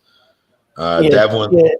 Ted, sorry, Tommy. Yeah, Ted, that's one of the reasons they moved it there, because they knew they had the Lions on they had Lions on deck. They had Lions on Thanksgiving, so one of the reasons why they moved it there. That's why when they reported today that they might head home for a day or two. It was a little shocking to me, but whatever. Yeah, not sure why they would go back there right now. Devlin says we look pathetic, barely beating the Colts. We need to hold on to the damn football. Yeah, pathetic's after losses, right, Dev? To be fair, I hear what you're saying. It was anemic through three quarters. It wasn't good enough, but they turned it on. They got out of there with a win. So you're also on the road. I don't know. I'd be more happier today. That's all I'm saying, everybody. I got no problem being negative when you need to, but I'll be happy today. We're 9-1. What do you? If you would have told me we're 9-1 at this point in the year, I'd be ecstatic. I wouldn't care how we got there. I wouldn't care how it looks at times. I wouldn't care about any of that. I think people out there just want to beat the brakes off of everybody like it's Madden on easy, and it's not like other guys getting paid a lot of money to compete, man. Teams are putting a lot of work in to compete. You're getting it. You obviously are targeted too because of how good you played, right? So when you're 8-0, you're targeted. When you're 7-0, you got a target on your back. When you're 8-1, you got a target on your back. 9-1, you think you're not going to get everybody's best effort? Come on. Devin, how are we trending downwards, though? I need you to riddle me how we're trending downwards after a win.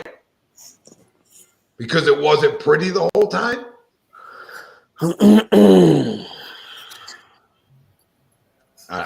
don't know. We're never gonna be able to make everybody happy. Winning doesn't necessarily make everybody happy, and that's weird to me. It's weird to me. I know you come in with concerns and critiques and stuff you could have did better, sure. But we got problems with wins now. I don't know. This is why I get migraines. Because I got no problem telling you if they played like crap, and they did through three quarters. But we scored too much in the second quarter early on in the year. That's all we do. That's all we know how to do. All right? And then we don't score. We score 3 points in the second quarter, and we score 14 in the fourth, and win a game, and it's still not good because it wasn't pretty enough because it was an ugly win. Style points. Yeah, it isn't college football. I don't need those style points. Well, we lost to I want to say a bad team. We lost to an average team last week, and their record says they're an average football team. So it's not like last week we lost to a one-win team, like we lost to the Texans. It's not even like this week we didn't beat a team that just came off a big win for them with a new head coach, right? And a team that's still fighting in their division per se. Well, I don't know. We lost to Heineke. Okay, what does that even matter? We lost a divisional game. We lost a divisional game. So it's not like we lost to Heineke and they play outside the division. We lost to a team that we already beat up on once, and obviously we got them again, and they took it to us a little bit. And we lost that game, and we still had a chance to win that game. And we played bad.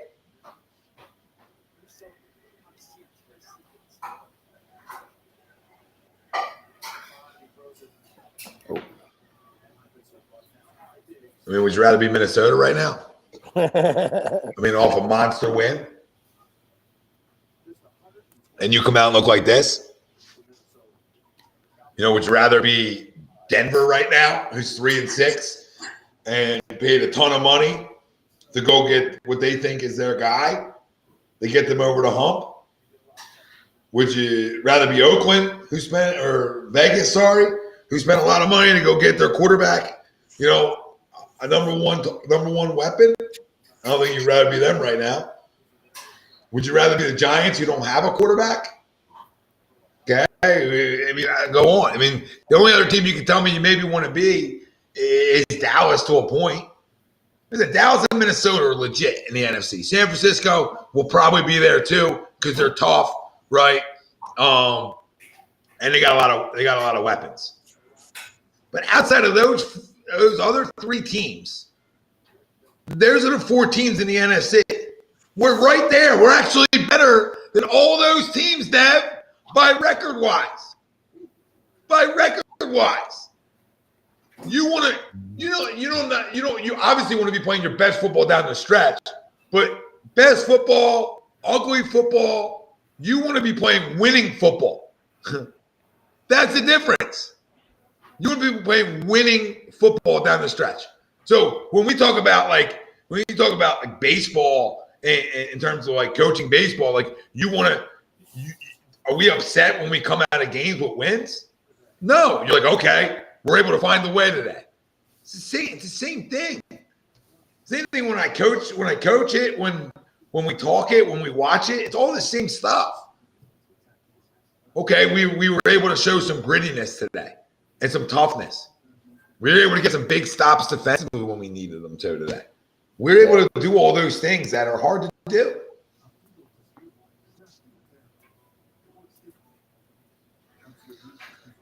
He said, yes, we've been great this season, but not these last two games. Well, obviously, you lost one of them, so you weren't great, and we've been a little sloppy. I'll agree with that, right? And we haven't been perfect. But today's also a road game, and you're able to get out of Dodge with a win. So let's see where that leads us to. Let's see if next week now, Dev, we clean things up with Green Bay coming to town on Sunday Night Football. Right? Then we maybe are feeling better about the way we won. Because, Dev, it would have been a lot worse to come on this show tonight talking about an ugly loss. Oh, yeah. 100%.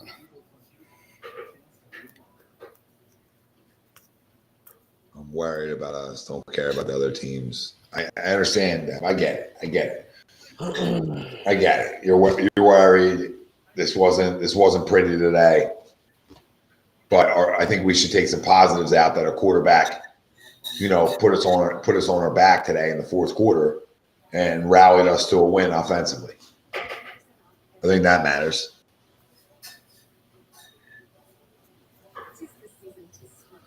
Yeah, Marquise, I get you. Josiah Scott's not the perfect slot guy. I'd rather have Vontae Maddox back too. But we can get away with that a little bit longer because we do have two really good outside corners too. So I mean, I didn't think Josiah was horrendous today. I mean, he got beat I think twice that I really remember. But yeah, I'll still stand by that. If I had to pick one to come back quicker, I would definitely pick Dallas to be back faster. That I can tread water with Josiah Scott. But Avonte will be back. Avonte's a hammy, so he'll be back. And I don't think Rodgers has been picking on anybody this year either, too. Marquise. Like usually I would fully agree with you about A-Rod, but he's been bad this year. So And just last week, just to remind people, the Packers beat the Cowboys. So while everybody's going to run around talking about how good Dallas is and the greatest show on turf, they just lost an ugly game to Green Bay last week. So this league's weird, man. It's not that easy. Did the Eagles even target the substitute tight end today? Did they get any passes his way, or they didn't even do that? One went to Stoll. And I know the other guy caught one, but he got called back because of a penalty on us. So maybe 2 targets for those guys. Yeah. Yeah, losing Dallas is definitely a big one because he obviously gets multiple targets a game. and does other things as well. Yeah, his run blocking hurt you too. Yeah. It's like a trickle-down effect. And obviously we didn't run the ball well today. So you saw some of those things. But our quarterback did what we wanted him to do, and it was lead us today. Although, a couple times Sanders almost broke free a couple times. They tripped him up, right when he was ready to break. So, but the running game wasn't as good. But I think there was a couple times where they could have broke free, or they had the opportunity. Yeah, he had a bunch today, or a couple, like to your point, where he just couldn't break that, that second level tackle. Yeah. Which would be nice for him to break once in a while because, he's a home run hitter. He's ran the ball really well this year, but hasn't like many like home runs. Yeah. He used to be more home run or bust. But he's looked better this year for sure. Oh, yeah, no doubt.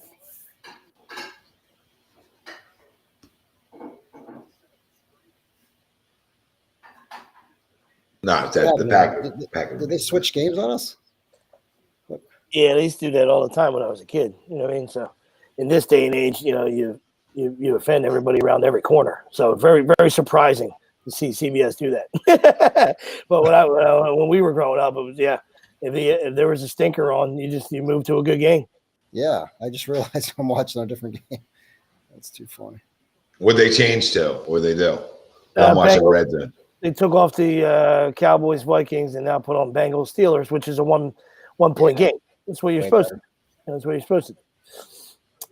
But I'm sure, Cowboy Nation will complain about something. Well, maybe they're able to keep it on in their region. Yeah. Yeah.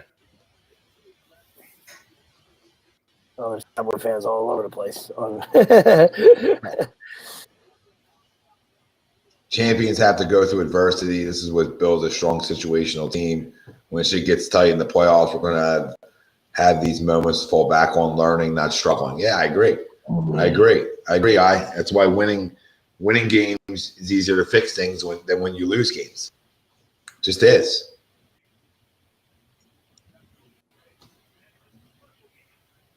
Xavier says, Hurts MVP.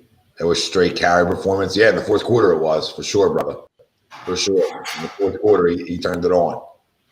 Definitely needed his legs today in the fourth. Definitely needed his legs.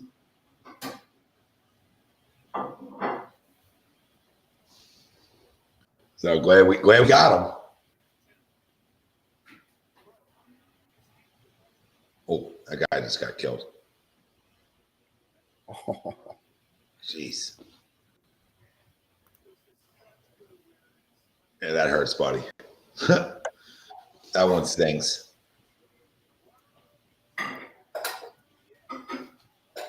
These are like the white Bengal Bengals out of what country is that? They got rid of the orange here. Yeah, I don't know what's up with the white ones. They don't have an orange on there. No, they're except for that Nike swoosh.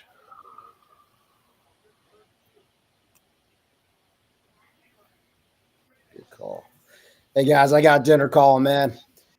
Good choice. Yeah, but I got to roll. Doc, always, Doc. Always appreciate you coming on. Anytime. Hopefully we get these guys feeling good soon, Sixers and the Eagles, so we can continue to roll forward, man. What's for dinner, Doc? All right, guys. All right, see you, buddy. All right, Doc. See you later. Yep, you got it. You too. Everybody, that was Dr. Paul Vidal, Specialized Physical Therapy, LLC, 2 locations in Burlington and Cherry Hill, New Jersey. Find him right on the web, specializedphysicaltherapy.com. He's our doc. Make him yours. Dr. Paul Vidal, specializedphysicaltherapy.com. So great little show here. We've had our difficulties, but we're still we're going strong. Devlin says adversity against the Vikings, Cowboys with Dak, Titans, etc. Not the Colts. That's a bad football team. Okay, all right. I can't. Yeah, Dev, I love you too. Same record, man. It's not a count. I love you. Appreciate I love you, Dad, but Appreciate you chiming in. like I said, I probably agreed with you through 3 quarters, and then it goes away. You know, like I said, come in with concerns like you have, like this. We need to do better at. Like you said, hold on to the football is definitely a big emphasis, and it should be. And we got to take care of the football. So, Crum of the week sweeps. Probably University of Tennessee. All right, a lot of bitching and moaning about being 5 and all this good stuff. You know, they beat Alabama and then 22.5 point favorite. You know, it had nothing to do with gambling. And they got absolutely drilled by South Carolina last night. So we always say, I know the quarterback got hurt, but I mean, come on, terrible performance. You know, we always say, listen, don't worry about the polls. Don't worry about what happens. Just go ahead and take care of business. Right? If you don't get in, you don't get in. You know, and it's just it's sickening to me. I hate when teams do that. If it's the end of the year, yeah. If it's the final poll and you don't make the top 4, and you know, state your case. Right? But there's still time left. There's still football left to be played. Right? And you went out last night and got absolutely doored by South Carolina. So. You know, Tennessee, you know, nice season, cute season. Josh Heupel, maybe next year. Yeah, maybe next year, Tennessee. Mine's like a combination of everybody out there, right? I think as a fan base, not only when you talk about like the Sixers, when you talk about the Eagles, you know, it's just so much negativity. Right? Like I think people would rather have negative stuff happen than positive stuff. You know, and I believe this is not just here in Philadelphia. I think this is every fan base. You know, if you're in Facebook groups for these fan bases, etc., you're going to see it. You're going to see the morons that come out. This isn't a shot at you, Devin. Right? This is a shot at all I read and see all the time. So instead of people coming out tonight and saying, "Hey, gutsy win. Glad we got out of there with a dub. Wasn't pretty, but I'll take it." It's sort of where I'm at. It's sort of where you should be at. And I see people that, like, I'm not telling you got to be excited and put your tent on Broad Street, but you should definitely be happy. You should definitely be feeling good. I mean, dinner should probably taste better tonight. I mean, all those things. So I don't understand it. Even with the Sixers. You know, we'll look at Joel's body language in the first quarter last night. After the guy goes on like an epic 3-game run, and we'll start looking at his body language and taking shots. You know, or just whatever we can find, whatever rock we can lift up to be negative is what we're starting to do. And I was going to tell people, like, just stop. Just stop with the negativity. Everybody that comes in that's negative after wins, or looking to automatically critique something right away, like you're the coach. Like, enjoy the wins, man. They're hard to come by. They're not easy. Being 9-1 is not freaking easy. All right? Neither was today. But it sure as hell feels better than the alternative. Being 1-8. Right? 1-9. 5-5. You didn't have your bye yet. Right? Like, man, it could be worse. Or you could be Minnesota and you're coming off one of the biggest wins we've had in a long time, and you come out and lay a clunker like this to the Cowboys. That's what I'm saying. Like, you lose a close game and you're not executing and you got concerns, absolutely. All right. You know what I mean? But if you put this performance together, this is, you know, and they're all, you know, a loss always counts for one. So, I mean, you know, they can turn around and get back to drawing board and show up on, you know. Oh, sorry, but you know, you show up like, you know, like I said, you lose the close football game, man, and you got concerns, absolutely. But you get doored like the Vikings. Oh man, to me that's cause for concern. You know what I mean? Yeah, cause for concern for the Cowboys is Michael Parsons came up a little lame right there. I'm a big Micah guy, so you know I don't wish him to get hurt. He's awesome, But we appreciate everybody out there that joined us tonight after a win. The Eagles are 9-1. Sixers get the return of Ben Simmons on Tuesday night. And I believe the return of Kyrie Irving as well. So Sixers got a tough one Tuesday. Hopefully they get Tobias back. I'm not sure not many people out there are going to be saying that, but I will be. We know we could use some more firepower here while we try to tread as much water as possible without James Harden and Tyrese Maxey. So Sixers got a little stretch coming up. See what they can do. Eagles play Sunday night football against the Green Bay Packers. And you can catch HED Radio tailgate down in the Wells Fargo parking lot, Wells Fargo G lot at 2:30. Okay, we'll have the events hosted by Barbecue Clubhouse and Forever Fans, All Campus, and HED Radio. And you can get your wristbands right on our merch website. Okay, and that link, if you go to Instagram, the link to the wristbands is right in our description. Right, the link tree. You go right in the link tree, bang, bang, bang, and you can get your $35 wristband right there. All you can eat, all you can drink, watch party. 2:30 it starts. Wells Fargo lot G lot. Come join us. $35 get you all that. So anybody around the area, head on down, and then we can muck up a little bit too. All right, Dev, maybe come down, Dev. You know, we can muck it up on the air. Give you a mic. Don, always a pleasure, my friend. Appreciate you chiming in, and great win by the Lions today. I bought in the Hard Knocks, so I'm hoping they go on an 8-game winning streak. I'm with you, brother.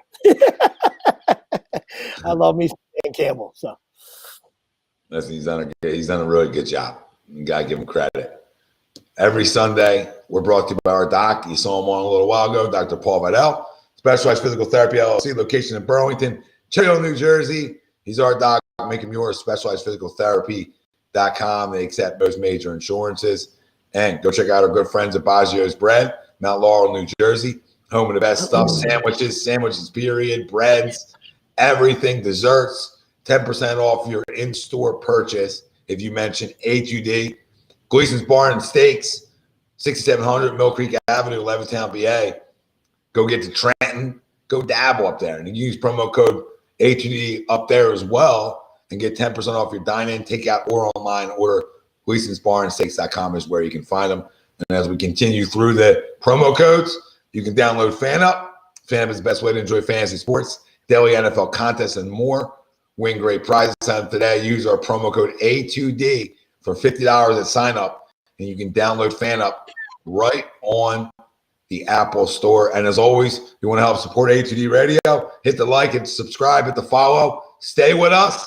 Stay locked in with us. And while you're at it, while you're staying locked in, if you want to help contribute and drive A2D in any way, you can give us stars over on Facebook for any show, and you can give us live super chats. Or you don't got Fazul, just keep commenting, keep liking, keep subscribing. Tell friends to subscribe. We love you all. Eagles are 9-1. For Nick DelGozzo, I'm Tom Arnone. Brian Wilson joined us for 5 seconds. Greg Mlakovic was nice enough to write up a criteria email. He's eating, if you're surprised. And we appreciate it. And we appreciate the doc coming on. So we love you all. Turn your alerts on. We're out of here. Kenny Pickett.